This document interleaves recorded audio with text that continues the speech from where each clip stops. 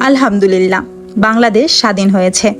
আমার এই চ্যানেলে আমি সাধারণত সিনেমা কেন্দ্রিক পোস্টগুলো করে থাকি, কিন্তু আজকের পোস্টটি হবে ভিন্ন। চ্যানেলের স্বার্থে নয়, দেশের স্বার্থে।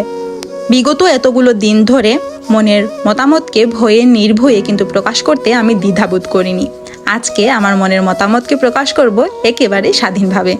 বাংলাদেশ স্বাধীন হয়েছি আমরা বাংলাদেশের আপামর সকল জনতা।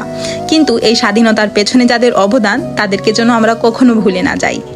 ছাত্র সমাজ, শিক্ষক সমাজ, আপামর জনতা, অভিভাবকেরা, সকলের অবদানকে যেন আমরা কখনো ভুলে না যাই।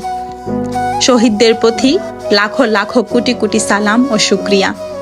শুধু তাই নয়, যারা শারীরিকভাবে উপস্থিত না থাকতে পেরে অনলাইনে নিজের মতামতকে প্রকাশ করে এই আন্দোলনকে বৃহত্তম করে তুলেছেন, তাদেরকেও জানাই অনেক অনেক সাধুবাদ ও ধন্যবাদ। যেহেতু আমরা স্বাধীন, তাই স্বাধীনভাবে আমার চ্যানেলে পোস্ট করলাম একটি স্বাধীন ভিডিও। যারাই আমাকে শুনছেন বা দেখছেন, সকলের কাছে আমার একটি বিনীত অনুরোধ, দেশের শান্তি ও উন্নতি কামনায় আপনারা সকলেই যেন ন্যায্য ও যৌক্তিক আচরণ করেন।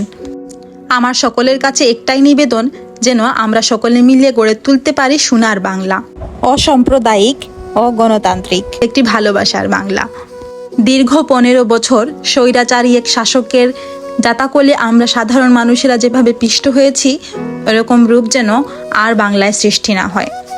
এই কামনায় আমি রিয়া, সবাইকে ধন্যবাদ।